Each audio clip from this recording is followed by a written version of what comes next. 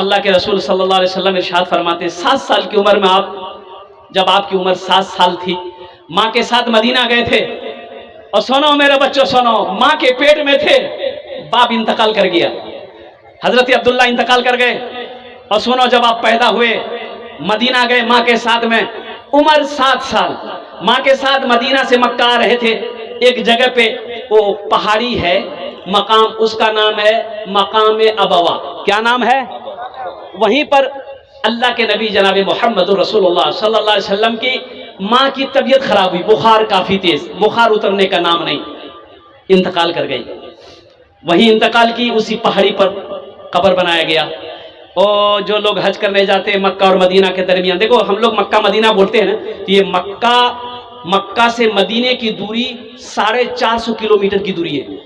کتنی دوری ہے؟ 450 کلومیٹر کی دوری ہے، یہ مکہ ہے وہ مدینہ ہے۔ او قربان جاؤ، اللہ کے رسول صلی اللہ علیہ وسلم، حضرت ام یمن ساتھ میں تھی، تو جب آپ کی قبر بن گئی، سنو حضرت ام یمن کہتی ہے کہ اللہ کے رسول کی عمر اس وقت 7 سال تھی، آپ ماں کی قبر سے ہٹنے کو تیار نہیں، زار و قطار رو رہے ہیں۔ ام یمن کہتی ہے کہ میں ہاتھ پکڑتی تھی محمد کی، میں کہتی تھی بیٹا چل، کچھ دور وہ میرے ساتھ آتے تھے، پھر ہاتھ چھوڑا کر ماں کی قبر سے لپٹ جاتے تھے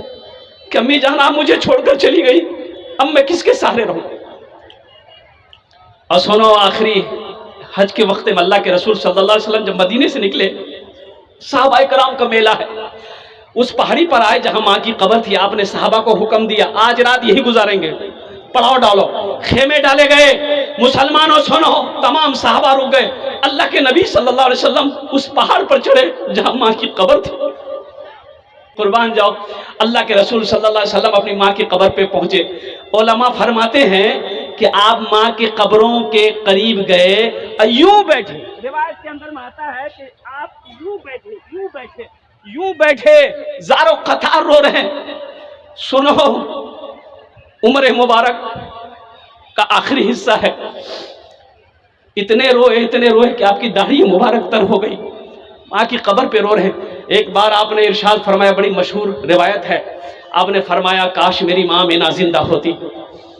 میں عشاء کی نماز پڑھ رہا ہوتا، سورہ فاتحہ تلاوت کر رہا ہوتا، میری ماں آمینہ آواز دیتی بیٹا محمد، تو میں نماز توڑ کر ماں کی بارگاہ میں حاضر ہو جاتا۔